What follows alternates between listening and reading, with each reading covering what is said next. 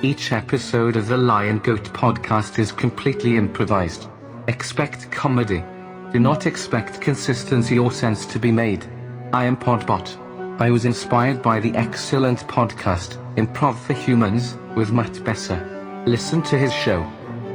Ladies and gentlemen, I'd love to welcome you to another episode of Droll Interviews with Percipicatious Thompson. I'm your host, Percipicatious Thompson. I hope you're all having a splendiferous day out there. Today we have a very special interview. This is one of the local representatives of the drug task force here in Pittsburgh, a gentleman who's spent his youth fighting drugs, trying to get drugs off the street, trying to take people away from drugs in every way that he can. He's fostered many families in the area. He's a very charitable entrepreneur. And we're here to discuss his new initiative, which he likes to call Keep 'em Off When They're Young. Without further ado, we'll be introducing our interviewee. Thank you for joining us, Spliff Bluntman. All right, here's the premise. Turn this into an interview. Yes, Mr. Bluntman, that's precisely how these radio interviews typically work. It is an interview. You're on Droll Interview Podcast. I'd love to welcome you to another episode of Droll Interviews with Percipicatious Thompson. I'm your host, Percipicatious Thompson. Welcome to our show. How are you doing today? All right, don't you understand? It's 2:36 a.m. on the 22nd of the scary month, October. I'm afraid you might have your calendar mixed up. It's actually 1:32 p.m. on November the 12th, the year 2022, the year of our Lord. I'm going to sit here and I'm going to answer your questions, because that's just who I am. I'm a good guy like that. I mean, I'm an open book, be honest with you. You just, tell me whatever you want to know. And of course, I appreciate you are a good fellow, but typically in these scenarios, I would be providing the interview and asking the questions, and you yourself would be providing answers, anecdotes from your long and lustrous history in your drug task force and preventing and helping young people stay off of drugs. Spreading your good word to the land, in general being the wonderful entrepreneur that you are. One thing, it doesn't even matter, I'll tell you, I'm sorry. I got, I got some tea here, I'm gonna sip on that. Normally we would advise our radio interviewers not to hold the tea glass so close, well, really not to drink anything when we're having one of these interviews. There's some of that Tennessee tea. Certainly degrades the record quality. It's not pleasant for the listeners. And I know it's very unsouthern. This will shock you. It's actually unsweet. That's a fact. Yeah. You can taste it. You won't to, I swear. No. I'm afraid I would not like to have a sip of your tea. I have my own here. But thank you. Thank you for offering. That's very kind. You'll give it back, because people don't like it, to be honest. They're like, oh my God, it shocks people. And I've had visceral reactions to sweet tea being in my mouth, unexpectedly.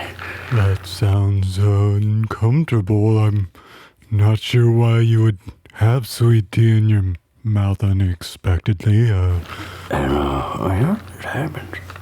But, I do enjoy a good ice cold, unsweet tea beverage. I have a blue cup, as you can see here, right here.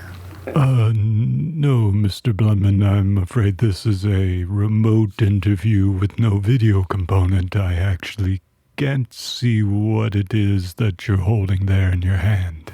Now, I'll tell you. I got it. Perhaps you could enlighten us with some anecdotes which parlay the topic of the conversation today of the interview. I'm sorry about that. But now I feel like everything I touch the table with, amplified because of my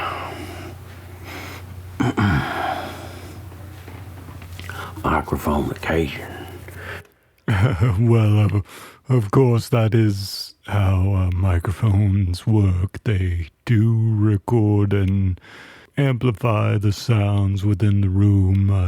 I can hear that you're using a high-quality microphone there in your studio. Now, I'm saying, honestly, I'll sit down and you can just ask me where you want.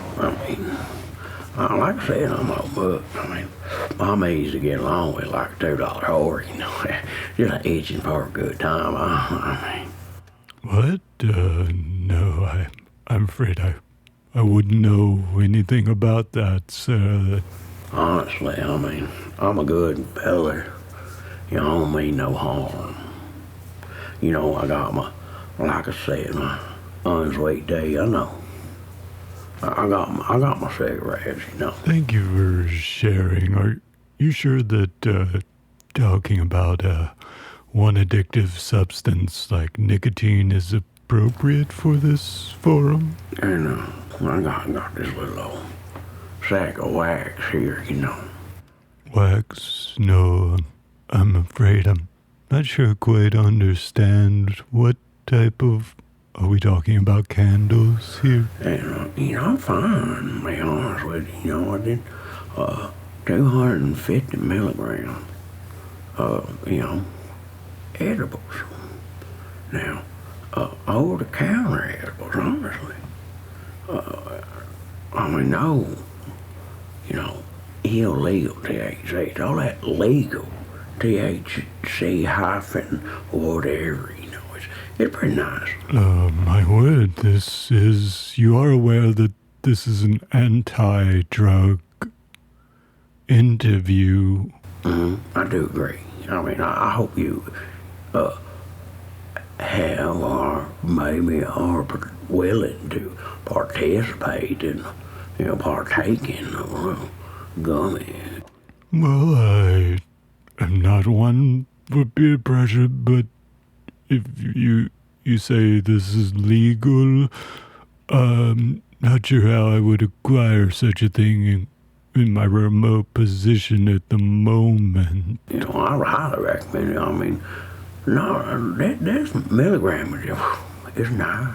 It's a pleasant view up here, I'm afraid I haven't been a participant in the recent legalization of, as you see, THC gummies. Can you tell me more about that? Ice crystals falling from the peaks of the mountain. It's beautiful, really. Yeah, that's probably my ash and my cigarette. Yeah, that's probably what you probably didn't want to hear that.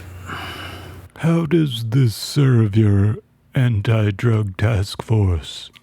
But I do, it's a bad habit, But I tell you what, these cigarettes, they're like a good woman. I promise, it's a true story. A good woman is always there for you. I see. Never let you down. Dependable friends are important. Reliable, dependable. I know it kind of sounds like a old Buick or something. No. But he's a good contract. Ride or die shit, in the way the kids speak. Kids? Like the kids from your drug reform program? And she's killing you slowly, that's the best part, I see. This is an anti-drug conversation. That's what it is. The best part. I'm not sure I follow how self-destruction is the best part. That was a lovely detour that we took, but perhaps we could come back to our originally scheduled interview for this time. Can you tell me more about the drug rehab center that your company has been setting up in downtown Pittsburgh and how that will serve the youth of the area? No, I've never been there.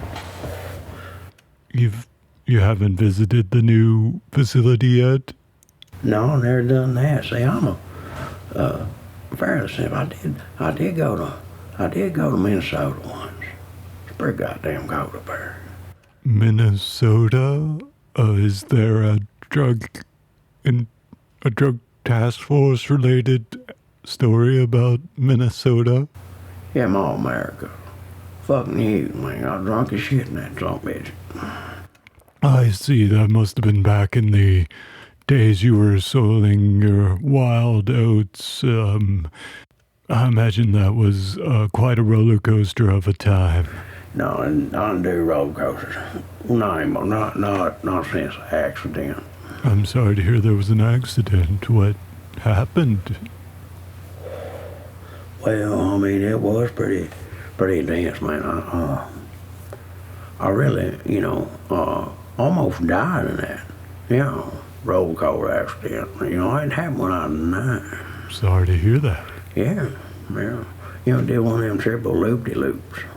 Yeah, you know what happened. You read it in the paper. I know you did. No, pretty. The headline news, man. You remember that old Channel 1 that they made us watch in school, like... Oh, you must mean that production that was made in the early 90s for elementary school children. That was one of my greatest aspirations, to be a reporter on the Channel 1 production. That was always my dream. I tried out several times, but unfortunately I was rejected. But I've always had such great aspirations and great esteem for those individuals. News for kids bullshit, it was on there. Yeah. Bullshit, sir? No, that's the calendar. I'm not talking about that. I'm afraid I'm not following. Keep up. I said roller coaster. Am I to understand you didn't have respect for Channel 1? That's another track event, man. You can't be bringing that up on it, man. I'm sorry, I thought you were telling the story about your roller coaster accident. Listen, I don't know if I should demand this damn interview be over because of that. Oh, I certainly didn't mean to insult you or offend you in any way. I was just trying to be an active listener. Damn. I mean, you know what? Let's continue. I'll change my mind. Thank you, that's generous of you. Let's continue with the interview, because honestly, I really don't have anything else to do. Well, we scheduled this interview several weeks in advance, sir. I was expecting that you would have this on your schedule and understand the forum. You're paying me, right? No, this is a public radio service. It's free to all of our citizens. Well, that'd be just fine. Read turned on the pound. I do have a lawyer. It's certainly advisable in these times. I'm not sure how that speaks to the current conversation, but that is advisable, yes. All right, well, actually, I have a whole legal team. Impressive. Her name is Patricia. A single individual is your legal team, sir? Mm-hmm. Oh, she's a very nice lawyer. Okay, well, that's fine. Oh, excuse me. Maybe we should edit that out. That's your legal team's name, Patricia? Man. Are you quite sure you're okay, sir? You seem a little out of sorts. Man, I don't know. We'll take a brief break for some advertisements, and hopefully you'll be able to find yourself a little more comfortable when we return to the show. Now we will take a break for some advertisements. Please support our sponsors. Your product goes here. Anything and everything good to say about your product, we'll say it right here, right now. And now, back to the show. Hopefully that short break gave you the opportunity to feel a little more comfortable and get your bearings. Let's continue the interview, Mr. Spliff Bluntman. Are you feeling a little better now? Yeah, the chair does squeak. I apologize for that, baby. You should get better equipment here at your facilities, sir, if you want to have this interview with me. You know what I mean? Don't complain about my stuff, because my stuff is your stuff in your studio. Sound rude. Again, this is a remote interview. I'm not quite sure I understand. Perhaps you're in another vocal studio? You can tell that camera lady, or whatever her pronoun is. My eyes are up here, you know what I'm saying? Hey, baby, what's your name? Yeah, nice. I'm afraid I don't understand. There's no video component to this remote teleconference. Anyway, yeah. These cigarettes are a lot like the love of a good woman. Smooth, smoky, jazzy, dangerous, fulfilling, satisfying, and killing you slowly. Every time. I'm still struggling to understand the anti-drug message of your angle, sir. Can you better explain how this helps your message? You know, you gotta find the one that's worth dying for, right? That's what they tell you, shrivel up and die, stare at the fence in the backyard. Backyard? What? Drinking beers in a lawn chair, black socks and sandals. Black socks? Sandals? That's a dream I had. Yeah, for a long time. My life's what I aspired to. You know, I'm probably in the suburbs. Nice place, man. Your lights were expired? I'm not quite sure I follow. Well, I'm just sitting there waiting for a question. Oh, of course. Well, you invited me. You tell me why I should be here, because honestly, I just opened the door and there's your card. It said call me. And I thought it was a woman next door, you know, we flirting in bed. That was our agent. Yeah, that's private. That's love, you know. That's real. You keep a gentleman, don't kiss and tell, they say. It was our booking agent, sir, for this interview. I ain't no gentleman. Yeah, I'm a hound dog. Hound dog? Yeah, definitely. Is something happening? Oh, yeah. Are you okay, Mr. Bluntman? It seems like something must have happened. We've lost audio. Oh, now I can hear your tea glass again. It sounds like we have you back. We'll get to the interview. Yes. My first question, of course, would be to have you rate the impact that your drug task force is having on the population. Are you seeing good numbers being returned for your entrepreneurial efforts? Well, sir, that is a good question. Thank you. Thank you. I don't really know the answer to that because, honestly, I'm not a mathematician. You know, 1 and 1 makes 2 and 2 makes 3 if you're doing it right, you know what I'm saying? Well, you know, you gotta get a lot of practice, you know, that's what I'm saying, you know. So get the spade and neuter your pets, you know what I'm saying? Yeah, like, keep it clean, yeah, Spay and neuter your pets? That does seem like a good civilian responsible action.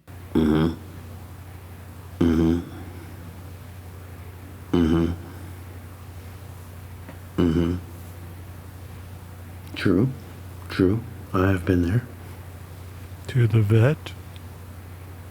Coslow's home. 19. Well. Again, I feel like maybe we're not communicating. Some days is foggy back in, you know. Dusty roads and, any port and storm kind of things, you know. And had a good time. Bulled around out there, you know. At the veterinarian? Picked up a few tricks, you know. Hustled about. What was it like out there? Young man of my age. Then, now, later. I'm not sure I follow. How does this relate to the efficacy of your drug-related task force? Well, no, a damn cigarette went out. That's the problem here. Now, hold on. Maybe I should just go ahead and get in this little sack of wax, you know. I mean, maybe lift our spirits up. I mean, chubba. Whatever the hell them kids say. I'm not sure that chubba would be in the popular lexicon of Sorry. the children these days. Well, I mean... Are you smoking more marijuana, sir? Sometimes. Sometimes you just can't get the damn jar open, you know what I'm saying? Sometimes you gotta turn on the pen like, yeah. You got a clicker. Oh, wait, hold on. That sounds like some sort of vape pen. I'm not quite familiar with... I forgot the sequence. The technology. Perhaps we could return to the interview. Why is it not working? I can't explain. Well, the truth is, I think... Would you be willing to talk more about the efficacy of your drug-related task force, the ratio or the percentage of your success? Well, no, honestly, true fact, I am a little impatient. That could be understandable. Would you like some Carmex? Carmex? Is that some form of lip balm? No. All right. Well, you can just come on and kiss it off. I'm talking to you, sweetheart, not this guy. You have someone else there in the studio with you? Exactly. I guess it was just time for me to get the damn thing working yet. You gotta get one. I'm not sure I follow. That's why it takes so long. I mean, like a good old 82 Buick. Stands a Cutlass Supreme. A Buick? Well, maybe that's enough. You feel me? Well, that did it. All right. Mighty Mr. Phone into the night. It seems we've lost Mr. Spliff Bluntman. I'd like to say thank you to our audience. Thank you for tuning in once again to Droll Interviews with your host, Percipicatious Thompson. Tune in next week when we'll bring you another enlightening interview about the most prescient topics of our time. Please reach out if you have any feedback on this discussion or any questions about our services. You can reach us at our mother production company, linegoatpodcast@gmail.com. Please follow all our social media feeds. And once again, have a delightful evening.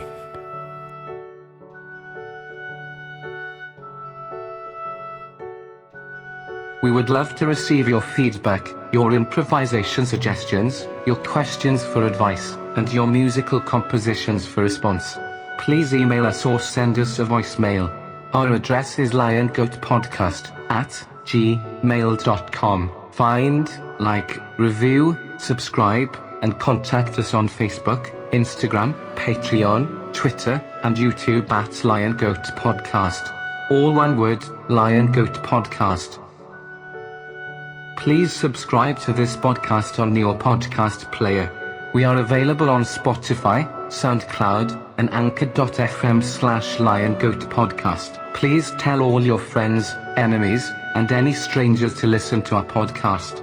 This will help us bring joy to everyone. Text-to-speech services were provided by freetts.com. Music for today's show was composed, performed, and recorded by the excellent musicians at Hairline Productions. Today's show was edited, produced, and recorded by the world's greatest sound designers and engineers at Hairline Productions.